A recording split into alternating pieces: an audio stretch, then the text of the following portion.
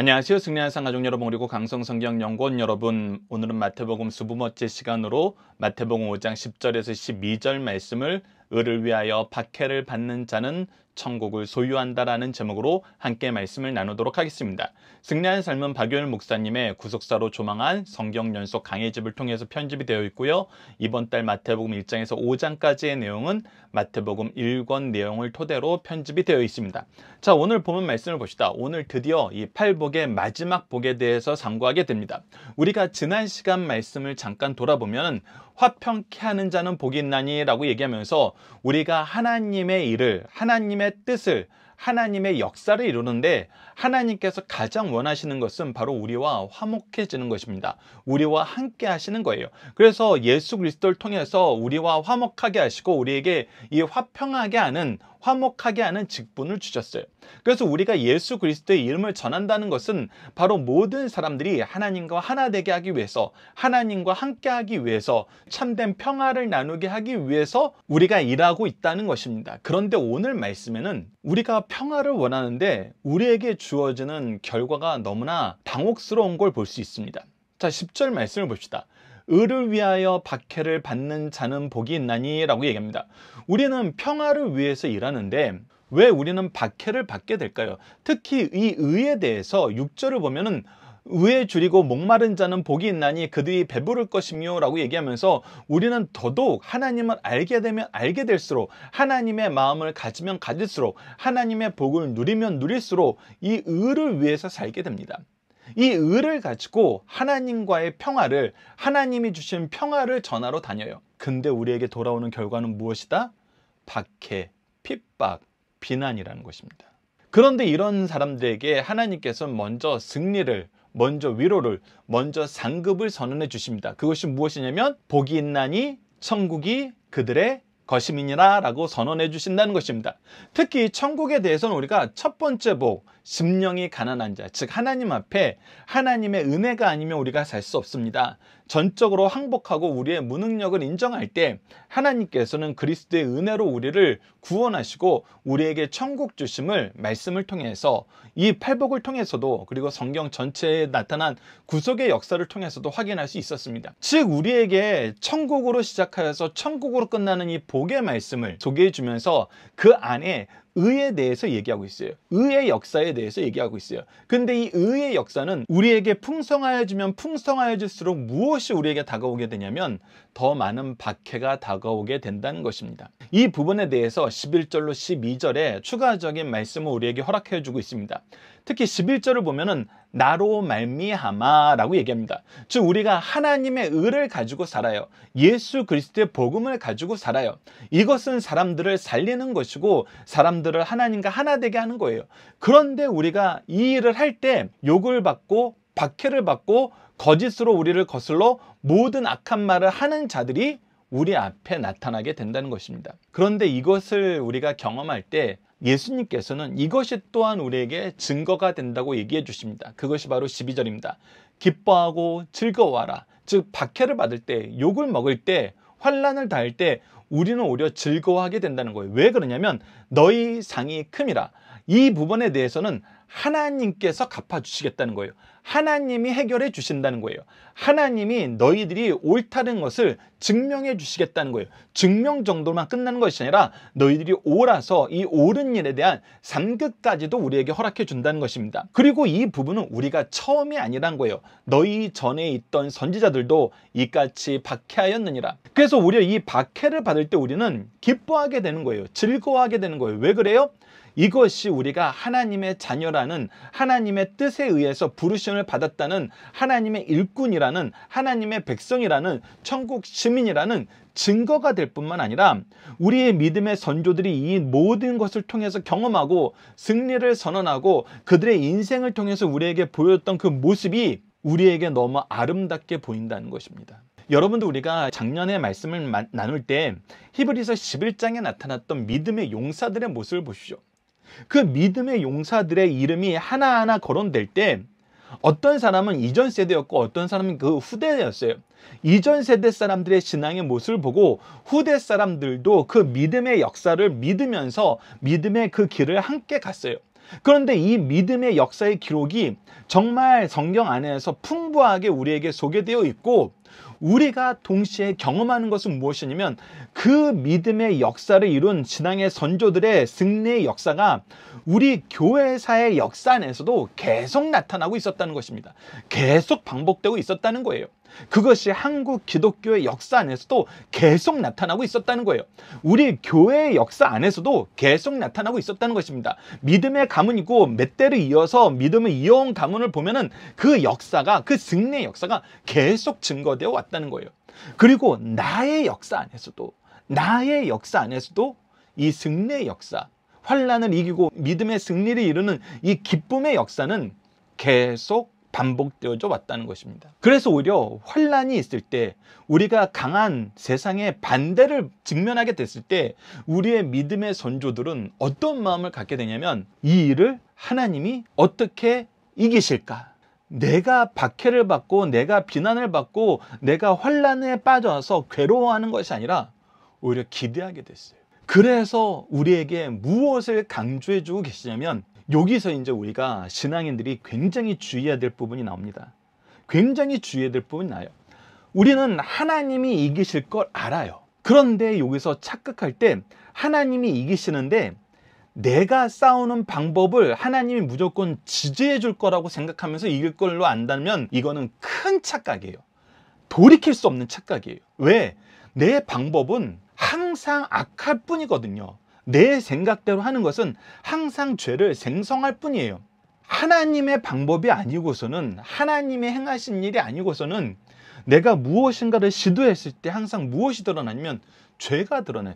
죄를 만들어요. 거짓말을 하게 되고 맞서서 욕하게 되고, 정말 사람들을 끌어모으기 위해서 그들을 유혹할 때도 있어요. 그래서 내가 환난을 당할 때, 박해를 받을 때, 비난을 당할 때, 거짓말로 모욕감을 느낄 때 성경에서는 맞대어 싸우라고 하지 않았어요. 특히 우리가 예수님에 대해서 보잖아요. 예수님에 대해서 사도들의 증언들 보면은 맞대어 싸우지 않으셨다라는 거예요. 오직 뭐를 하셨어요? 그에게 맡겨진 하나님의 명령, 하나님의 뜻을 이루는 것, 즉 의를 이루는 것만 예수님 삶 속에서 나타났어요. 그러니까 우리가 주의해야 되는 건 무엇이냐면, 욕하고 박해하고 거짓말로 사람들을 유혹하여서, 현혹하여서 우리가 하는 모든 일을 막으려는 자들이 있어요. 우리가 하는 일을 멈추게 하려는 자들이 있어요. 근데 그때 싸움은 내가 이 사람들 혼내줘야 돼, 본때를 보여줘야 돼, 이 사람이 나쁘다는 걸 증거해야 돼, 이 방향으로 가면 우리는 이미 진 거라는 것입니다. 왜 그래요? 그들이 우리를 막고 싶은 건 뭐예요? 우리가 의를 위해서 일하는 거예요. 하나님의 평화를 위해서 일하는 거예요. 근데 그들하고 싸우려고 우리가 하나님의 의를 이루는 거, 평화를 위해 사는 거를 중단해 버려요. 그러면은 그게 무엇이 된 거예요? 이미 우리는 패배의 길로 가는 거예요. 그래서 10절 말씀이 너무 중요한 겁니다. 우리는 이들이 그럼에도 불구하고 어떻게 살아야 된다?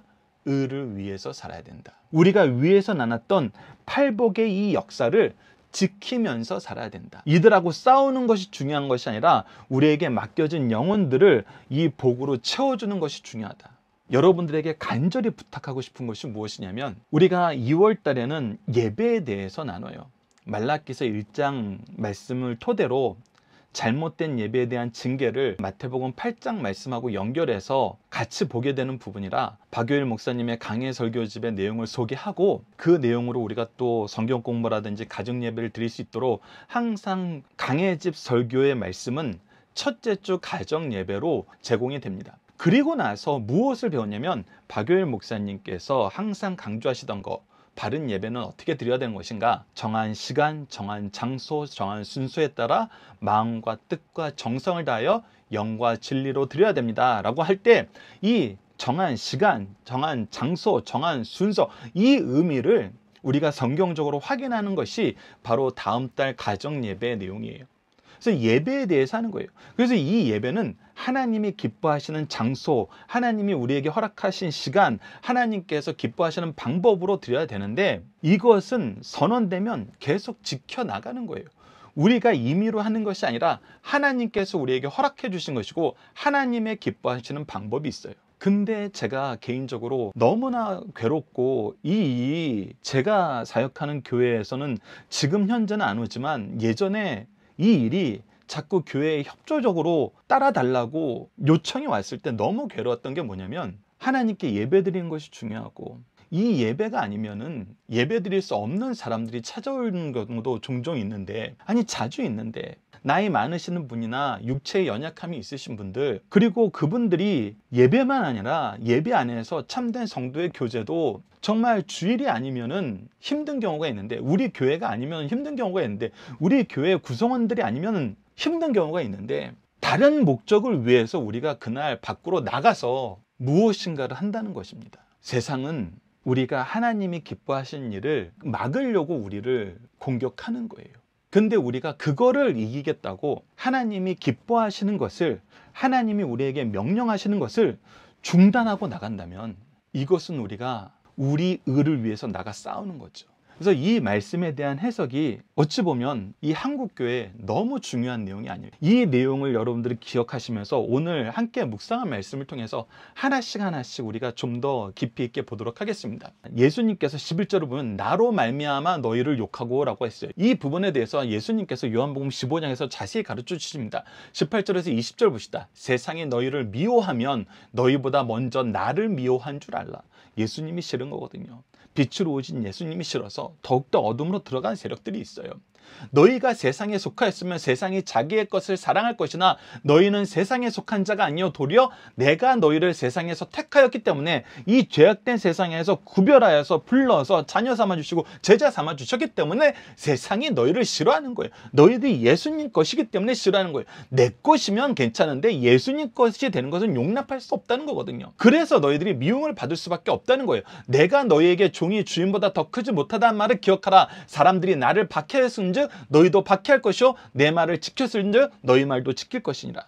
그래서 우리가 가는 길은 누구의 길이냐면 예수 그리스도의 길이에요. 예수 그리스도께서 하신 그 일을 하는 거예요. 예수님처럼 하면 되는 거예요. 그래서 제자들에게도 미리 얘기해 주는 거예요. 너희들이 나와 같은 삶, 나를 따르는 삶을 살 것인데 내가 받는 그 핍박을 너희들도 받을 것이고 내가 받았던 그 의의 열매, 하나님께서 생명 주심의 열매도 너희들도 받게 되고 너희들에게 항상 하나님의 뜻이 함께 할 수 있을 거라는 거예요. 누구에게 함께 하셨던 것처럼? 예수님께 함께 하셨던 것처럼. 그래서 예수님이 구체적으로 시험당하시고 고난받으시던 걸 우리가 예수님의 고난주간 모습을 통해서 확인할 수 있죠. 마태복음 26장 67절에서 68절 봅시다. 이에 예수의 얼굴에 침 뱉으며 주먹으로 치고 어떤 사람은 손바닥으로 때리며 이르되 그리스도야 그리스도야 우리에게 선지자 노릇하라. 너를 친 자가 누구냐 하더라. 네가 하나님이 보내신 그 메시아라면, 우리를 구원할 자라면은, 하나님께서 기름 부어 보낸 왕이라면은 하나님이 주신 능력으로 너를 지금 모욕하고 핍박하는 사람들 네가 징계해봐 이거거든요. 이런 일을 당한다는 것입니다. 너 하나님 믿는다며, 하나님은 전능하다며, 그러면 나 정도 너를 이렇게 핍박하고 너를 공격하는 나 그냥 이 자리에서 번개 맞아서 죽게 해봐. 이런 식으로 하나님을 시험하는 거, 우리가 이미 예수님께서 광야에서 당했던 시험과 비슷한 류의 시험, 비슷한 류의 이 사탄의 유혹은, 사탄의 교묘한 공격은 계속되고 있었어요. 근데 예수님은 어떻게 하셨습니까? 이거에 맞대어 싸울 일이 아니었어요. 하나님께서 준비하신 십자가의 길을 묵묵히 가시는 겁니다. 묵묵히 가시는 거예요. 우리도 예수님께서 우리에게 맡기신 이 의의 길을 묵묵히 가는 것입니다. 이것을 멈추지 않게 하시는 것이 하나님이 우리에게 약속하신 승리의 모습이라는 거, 우리가 다시 한번 기억했으면 좋겠습니다. 자, 그래서 예수님처럼 사도들도 고난받았던 거 사도행전에 너무나 자주 나타납니다. 사도행전 5장 40절 후반절 말씀을 보면 사도들을 불러들어 책찍질하며 예수의 이름으로 말하는 것을 금하고 놓으니, 사내들인 공의의 사람들이 무식하다고 생각했던 이 예수의 제자들에게 말씀으로 패배했어요. 하나님의 뜻으로 볼 때 이 제자들이 옳다는 것을 그들이 인정할 수밖에 없었어요. 그랬더니 어떻게 해요? 채찍질하여서 폭력으로 그들의 입을 막으려는 것입니다. 그런데 어떻게 했겠습니까? 오히려 이것이 예언의 성취였어요. 시편 2편 말씀의 예언의 성취여서 오히려 사도들은 더 기뻐하고 교회들은 더 기뻐했어요. 정말 우리가 고난 받는다는 것도 이루어지는 걸 보면은 하나님께서 이 모든 것이 헛되고 우리들의 승리가 있다는 것을 이루어지는 것이 너무나 당연하구나. 하나님의 승리 주심을 오히려 감사하면서 찬양하는 역사가 일어났어요. 사도행전 12장 1절로 2절을 보십시오. 그때 헤롯 왕이 손을 들어 교회 중에서 몇 사람을 해하려 하여 요한의 형제 야고보, 즉 예수님의 제자 야고보를, 가장 애제자 중에 한 명이었던 이 야고보를 칼로 죽이는 일이 있었어요. 그래도 어떻게 됐어요? 교회가 예수 그리스도의 복음을 전한 것이 멈춰지지 않았었어요. 더 확장됐었죠. 사도행전 13장 50절도 보시죠. 이에 유대인들이 경건한 기부인들과 그 신의 유력자들을 선동하여 바울과 바나바를 박해하게 하여 그 지역에서 쫓아내니라. 오히려 쫓겨났지만 어떻게 됐어요? 이곳이 복음의 역사를 이루는 중심지가 됐어요. 예수 그리스도를 전하는 것이 멈춰지지 않았어요.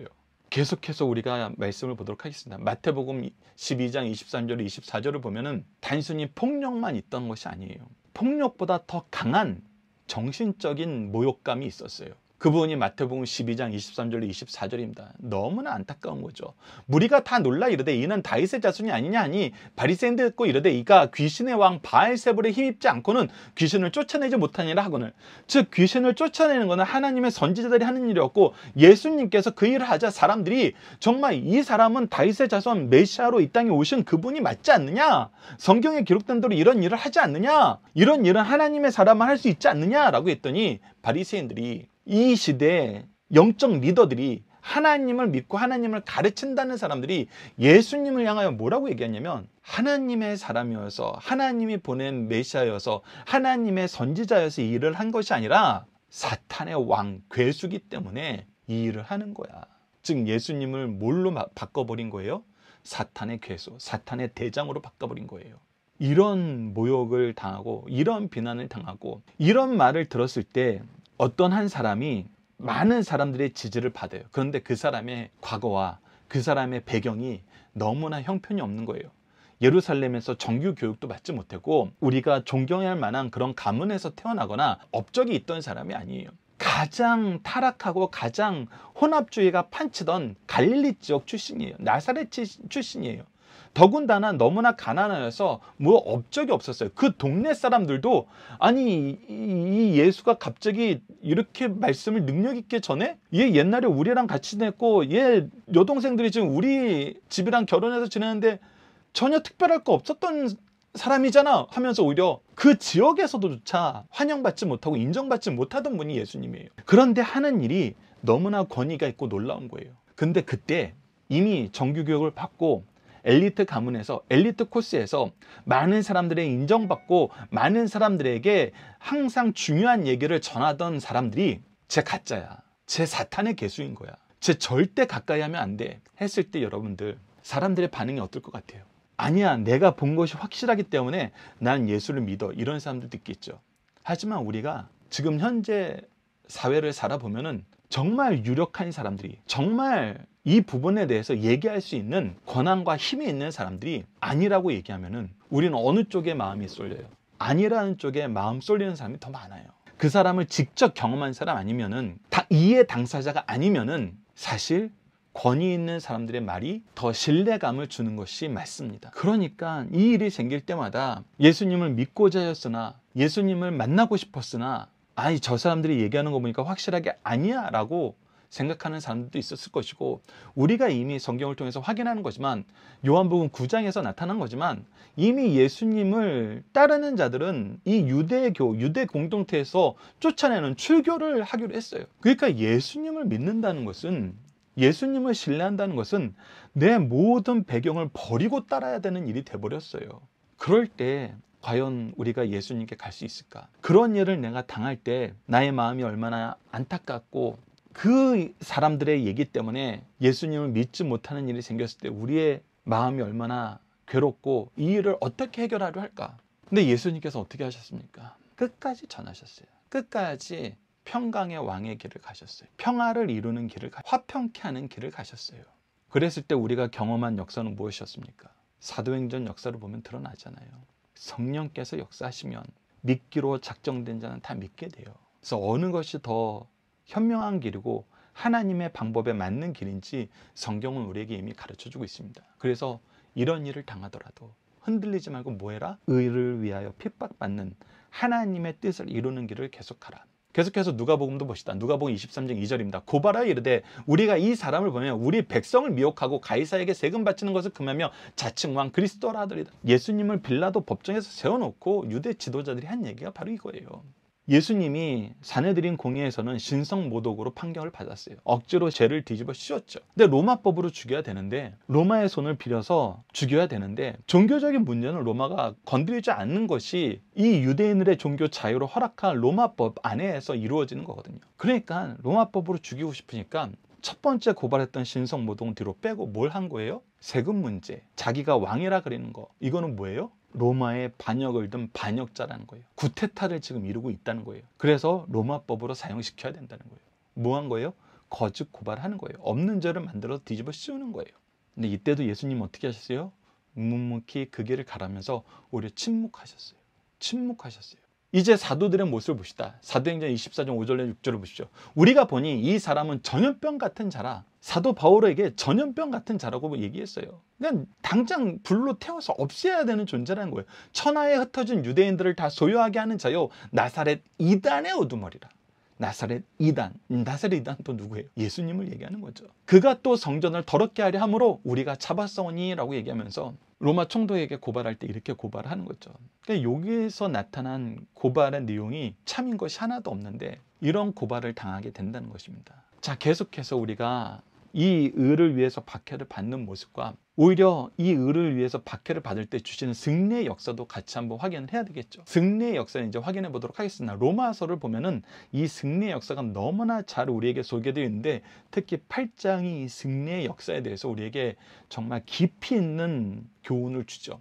로마서 8장 17절로 18절을 보시죠. 자녀이면 또한 상속자, 곧 하나님의 상속자여 그리스도와 함께한 상속자니 우리가 그와 함께 영광을 받기 위하여 고난도 함께 받아야 할 것이라 생각컨대 현재 고난은 장차 우리에게 나타날 영광과 비교할 수 없도다. 자, 이 영광과 비교할 수 없다고 했을 때 가장 우리가 주목해야 될 한 가지 기준, 이 영광을 주시는 분이 누구냐는 거예요. 하나님이시라는 거예요. 우리에게 승리를 주시는 분이 누구냐는 거예요. 하나님이란 거예요. 우리의 억울함을 신원하여 주시고 우리가 의롭다는 것을 선언해 주실 분이 누구라는 거예요. 하나님이시라는 거예요. 하나님이 이것을 반드시 이루세요. 때로는 우리가 이 지상에서 살 때 때로는 굉장히 빠르게 이 일을 해결해 주실 때도 있어요.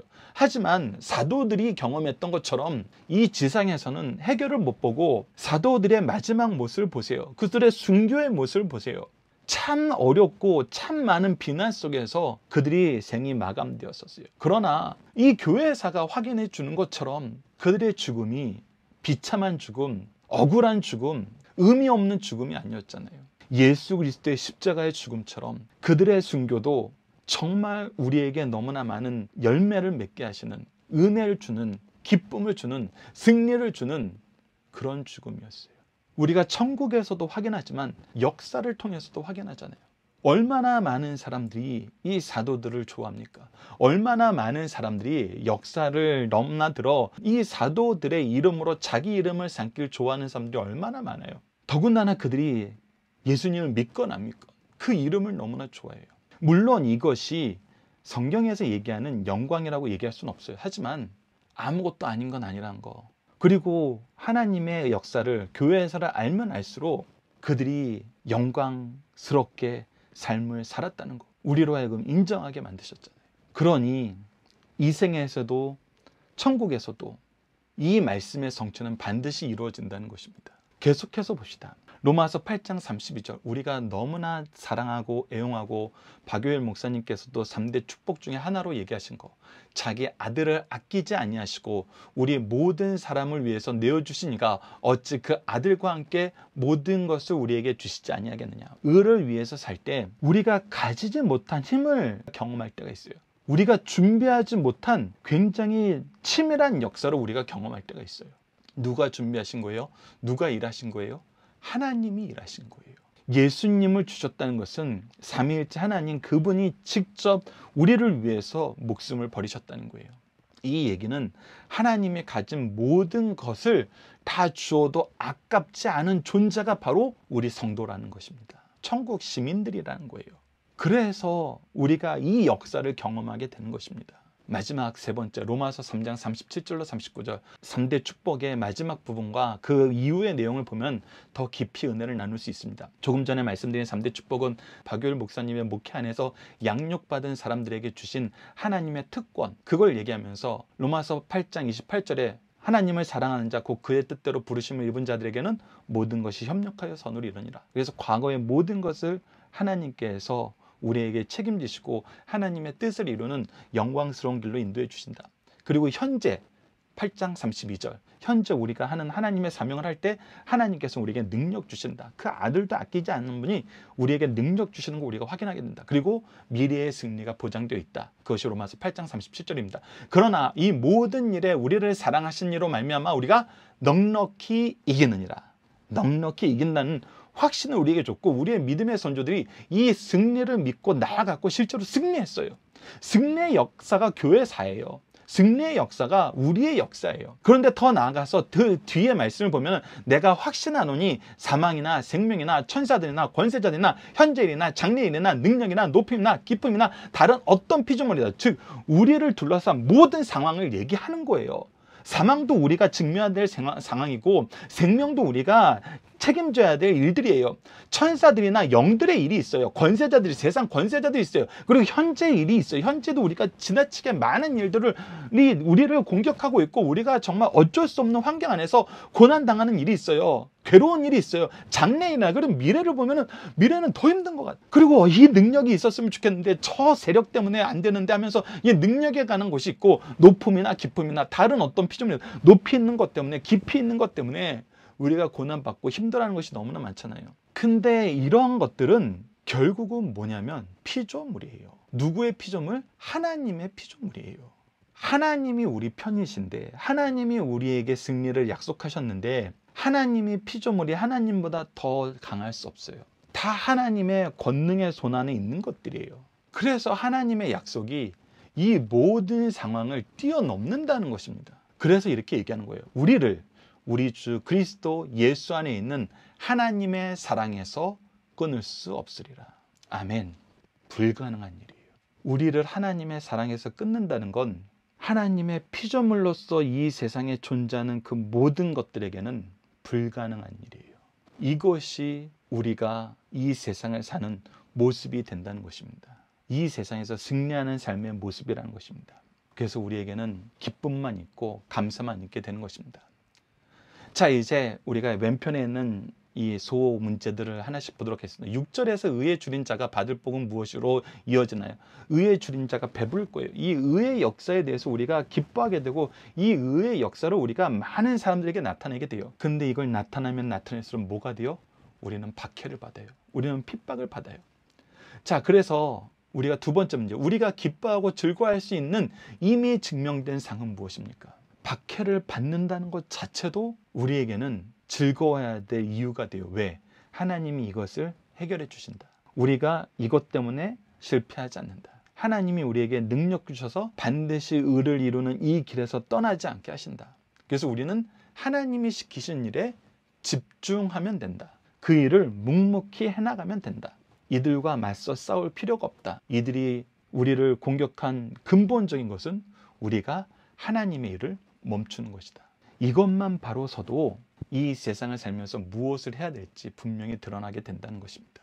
우리에겐 이미 앞서 주신 7가지의 복의 역사가 있고 하나님께서 우리와 함께 하셔서 승리하게 하셨다는 구속의 약속이 있어요. 그래서 우리는 앞으로 올 승리를 미리 맛보면서 즐거워하고 기뻐할 수 있는 것입니다.